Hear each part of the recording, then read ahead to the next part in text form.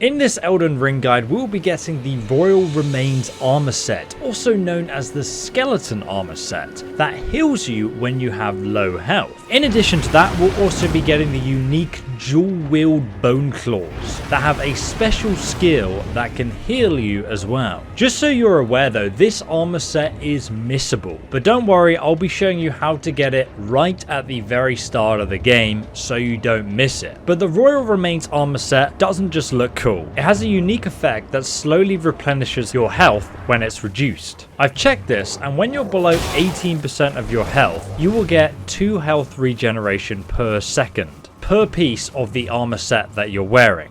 So if you're wearing this full set of armor, you would be regenerating 8 health per second when you're under 18% health. So that's incredibly useful, and the armor set itself is actually pretty good. We'll take a closer look at the stats later on in the video though. But of course we'll also be obtaining the dual wieldable clinging bone weapons. So named because if you look closely, the hands of these skeletal arms grip onto your skin, while the other end is sharpened into a dagger. The clinging bone also has a unique skill that initiates a slow controlled punch infused with energy that if it lands will steal the enemy's health, but it only works against humanoid foes. The healing received is substantial enough for it to be worth trying to pull off in a fight. However, the skill attack has a long power up that takes a few seconds, and then a rather short lunge, given that the claws are not very long. This means that it can be rather difficult to hit during combat, especially in player versus player. That said, the ability does work even when enemies are trying to block it using a shield. But if you get this attack right, even in player versus player, you can literally stun lock the enemy into submission, so they can no longer play the game. Every time they fall over, you just start charging the attack up again, and if you get that timing right, you can continuously hit this skill on them to the point where you can heal yourself from no health back to full health once again, just by spamming this one ability.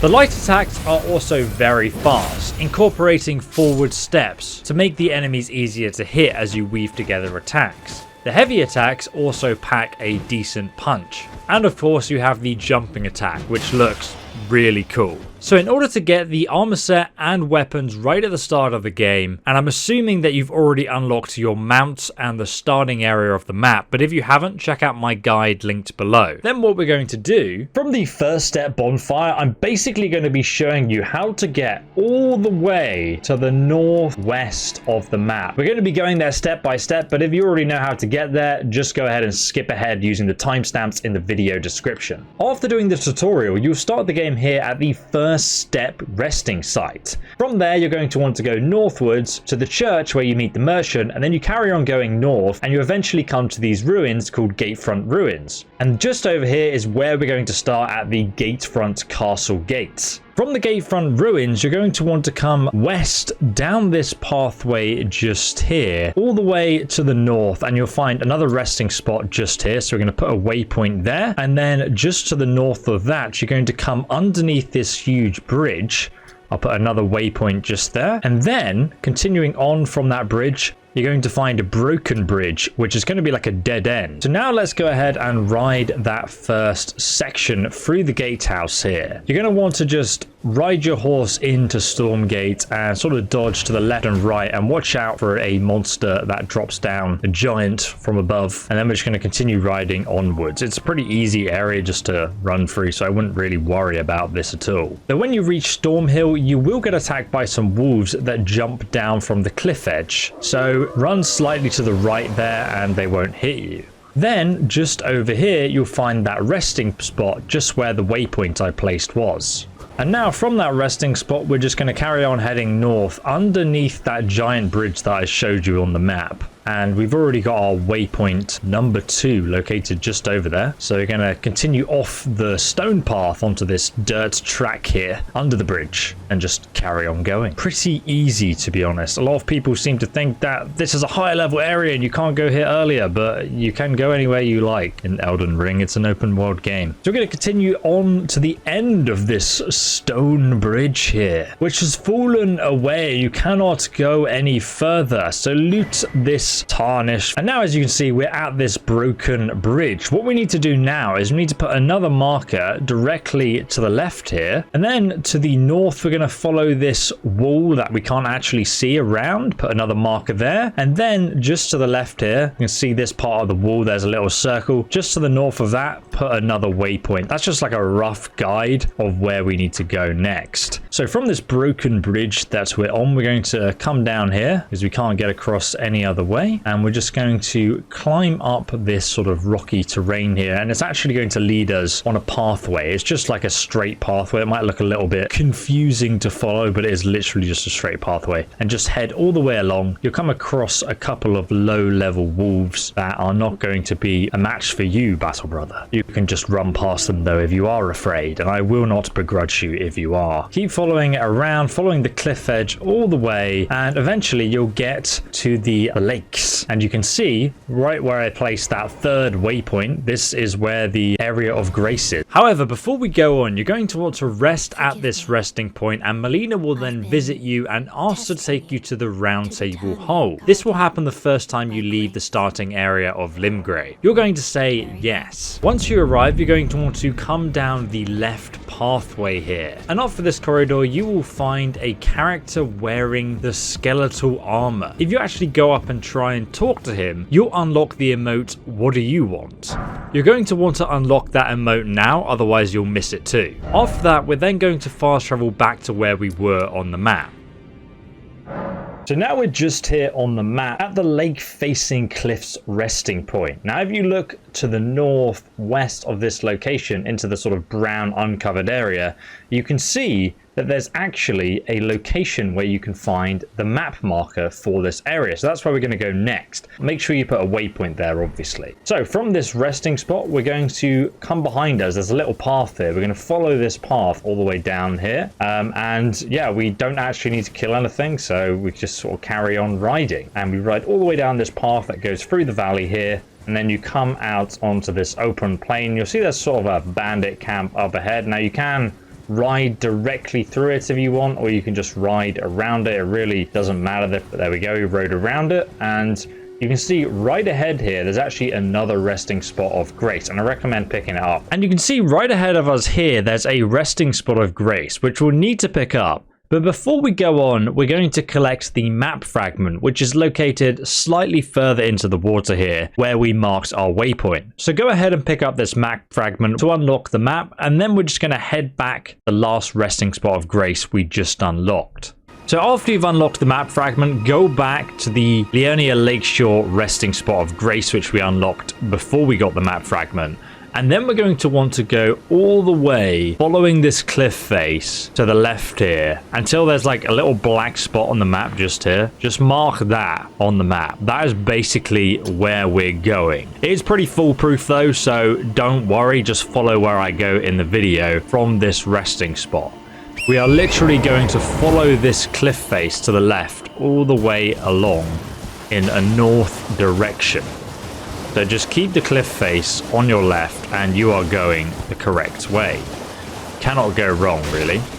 Now just here, you'll get to this little area. There's loads of like creatures down there. You can avoid them by just going around here. Just saves you taking some damage. As long as you're keeping the cliff face on your left though, you are going in the correct direction. And also, if you look really closely, you can find some really cool Dark Souls inspired artwork printed on metal sheets that can be stuck to your wall using magnets. As you can see, my entire side of the office is covered in these, and if you want to check them out for yourself, there's a sale on right now from the link below.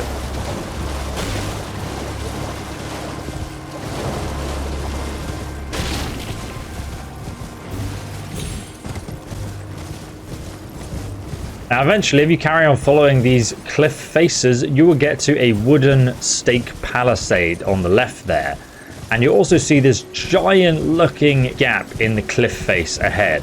This means you are going the correct direction. And we're going to keep this cliff face on our left still as we go onwards.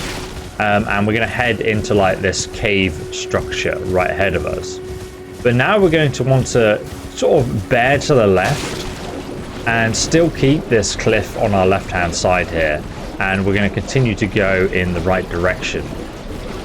By the way, you don't want to get off your horse at this point because the ground is basically poison. So do not get off your horse.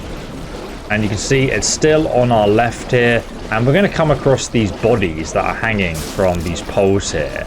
And this means we're in the right place. So you can see we're just over here on the map, which my waypoint was a bit off over there, but you guys get the general direction of where we've come to this point. So from where all these bodies are, you can see a bridge up there. We're going to head underneath that bridge.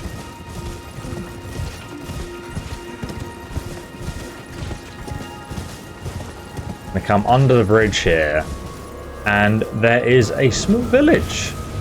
And right in front of us, we're going to see a resting spot of grace. I'm going to get off my horse here, get my torch out because it is super dark. It's basically in a cave. And we're going to come over here to the resting spot, and we're just going to activate that over here. Now, at this resting point of grace, you're going to see an enemy, a mage, right at the top of that hill there. He is quite a high-level enemy, and it's much easier if you sneak past him. So what I recommend doing is waiting until nighttime, because sneaking in this game is actually affected by the time of day, not how dark it is specifically. So we're going to wait until nightfall. And now it's nighttime. We're going to head up this hill. You can see the mage just over there underneath that tree. We're going to keep to this right hand wall just on the side here, and then I'm going to put my torch away now. I'm going to enter sneak. You can see where I died on this character because I thought, oh, I'll try and kill him, but then I realized, nope, he's actually going to be very difficult to kill for other players. So you can hear him playing the flute. We're just going to sneak past him here. And you can see we are perfectly fine. And we're going to continue on eastwards just a bit further, where you're going to find a pot. Get the torch out again. Now, this pot, there is someone actually hiding within it. So, when you attack the pot to break it, do not spam the attack button, otherwise you will kill the man within. You're going to hit it once. Please, no. Dear me. And then we're going to go ahead and talk to him. Wait then. You're not one of them. Would you look after this medallion? You must keep it out of the cursemonger's hands. And now we have the Haligtree secret medallion right. Now, before we go in, just so you know, there is actually a left piece you can get, and putting two pieces together then activates a key which lets you access a secret area in the game, which I will make another guide on. So you can subscribe for that if you're interested. You can also get the Ivory Sickle here as well, which is a dagger with intelligence scaling. It looks a little bit like a wooden embalming tool. So after we have that piece of the medallion, we're going to travel all the way to the left corner of the map back to the Roundtable hold. I showed you guys how to unlock this earlier in the video. Now when you load into the Roundtable hold, it will be very dark, and Ensha of the Royal Remains will be waiting to take the medallion from you, so you will need to defeat him in battle. I'm using a unleveled samurai class to show you this can be done at the start of the game, but even if you die, you can just fast travel back for as many attempts as you like. Ensha uses the bone fist weapons with fast attacks that you can simply dodge backwards from and walk away from since they're such a short range, then punish him after his combo is finished. The easiest way to defeat him, I found, is to literally just repeatedly spam him with light attacks over and over until he dies. He is actually rather easy to stagger and susceptible to bleed damage. If you also try and fight him from range, he'll try and cast some spells at you which leave him open for attack. If you then roll towards him, you can get in some free hits. But don't let his large health bar deceive you, he succumbs rather quickly under pressure. If you're struggling through this, perhaps follow one of my other starter build guides to get a hand up on him though. Really, after you get an idea for how he moves, he'll go down rather easily. Once you've defeated him, you'll then load into the actual Roundtable hold, where you'll then receive his unique weapon as a reward, the Clinging Bone, which we'll talk about in a moment. And then to obtain his actual armor set, just come to the left here and down the corridor where Ensha was standing previously, and in his place you will now find his full Royal Remains armor set that you can loot for yourself. Now this armor set looks absolutely incredible, and I love the exposed bones on the armor set with encrusted gems that you can see if you look closely. But the health regeneration just isn't that impressive to me, since it only restores you up to 18% health, which rarely really comes into play, since that would mean that you're pretty much one hit away from death from a boss, or you've already died, or at that point you've already healed yourself. However, this set does provide somewhat of a counter to poison and other damage over time effects though, since the healing and damage effects almost cancel each other out. So as you can see, compared to the samurai armor at the start of the game, the Royal Remnant's armor has a much higher physical damage resistance, whereas versus fire, lightning and holy damage, the samurai armor is slightly better. The Royal Remnant's armor is also slightly heavier. The other weapon you'll also obtain from this method is the Clinging